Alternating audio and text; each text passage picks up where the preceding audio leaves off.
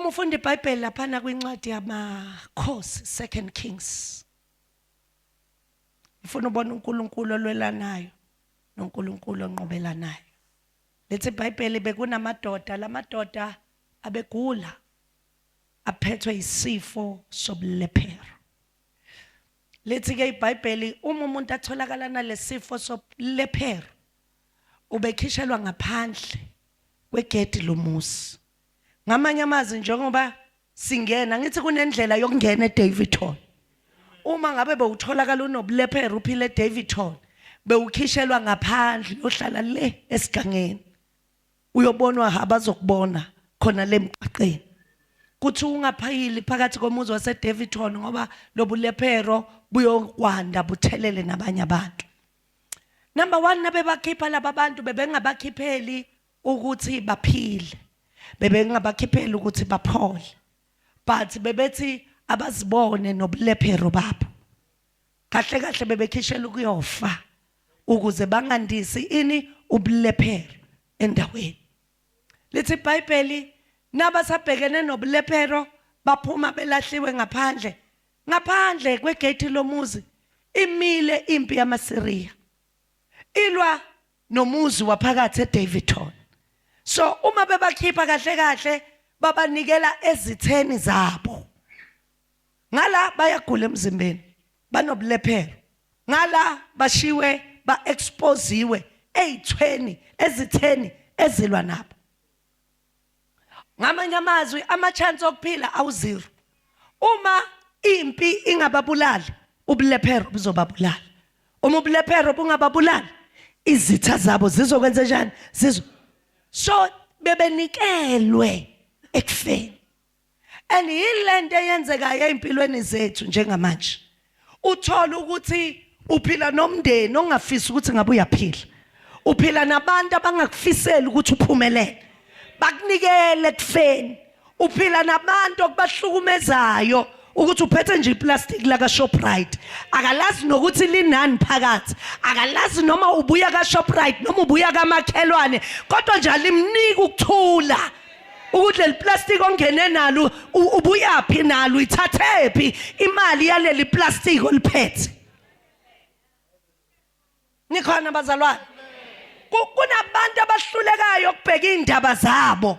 Ahlusha ukuthi ukubonile ekseni uyakwazi ukuthi awusebenzi, ukubona uphethe isikhwama uma eTexini uyapi. Ngazathi la uyakhona uyodla ukudla kwakhe. Uyavuka ekseni kanti uyapi?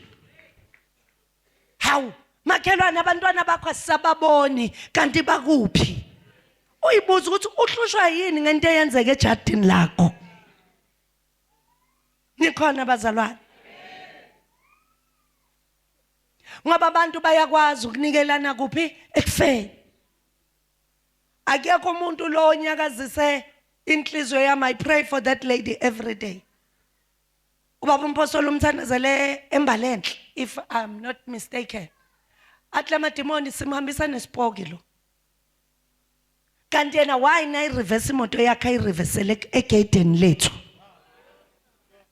Ureverse imoto kabani bazalwane yakhe. Obvious ningabomakhelwane niqondene. Obvious izojika kuphi bazalwane? Angeke iphapha inamaphiko. Kumele yenze njani? Ijike. Kunzima ukuthi siyakubongisa makhi, siyabona uNkulunkulu ukubusisile. Kunalokho bamthumela ngepoko. Ile mpilo ngoba abantu banjani bayanikelana kuphi ekufeni. Uma umntwana kabhuti wakho uyaphasa owakha akaphasi kuvuka umona phakathi emndenini. Kuthiwa kanti why ngathi laba bacindezela bethu abantwana. Asihambe siyofuna isombululo sokuthi yini eyenza labantu bahluleke bona ukuphasa. Singabenzani ukuze benze njani nabo baphasa. Nikhona bazalwane. Naye lo phaselwa abantwana inhliziyo ivele ibe yimbi. Kunokuthi azwele lo abantwana bakhe abangaphasi ajabulela ukuthi abantwana bakabhuti bakhe bafail. That's why ngithi mina uJesu uyadingakala. Ngoba phela ubuthakathi akusikhona ukuthatha umuthi uyothefula ngomuthi lokuthi ube nenhliziyo yembi uzufisela omunye umuntu ukuthi afe ubuthakatho opheleleyo. Nikhona bazalwane bawakhipha lamadoda bawakhiphela ngaphandle komuzi bathi hambani nobulephero benu niyibone. Bona labantu abakhipha lamadoda bawalahlela ngaphandle komuzi kunenkinga ngaphakathi, kunendlala, naba banakudla, balambile. Mari babona abanye abantu bafanele ukufa, mari ukufa vele kukhona phakathi kuphi la bekhona khona, ngoba kulanjiwa kunakudla. Nikhona bazalwane. So namuhla into engifuna uyithatha uhambe nayo eyokuthi sonke isimo obhekana naso ungasibalekeli, siqonde. Nikhona bazalwane. Isimo obhekana naso yenze njani? Ungasibalekeli, ungamlaleli uSathane athi sibulale. Siqonde ngoba unoJesu ozobe usiqonde naye. Siqonde lesimo obhekene nayo. Ungajikajiki ngoba na ujikajika siyophela kudala. Yenza njani? Bhekana naso.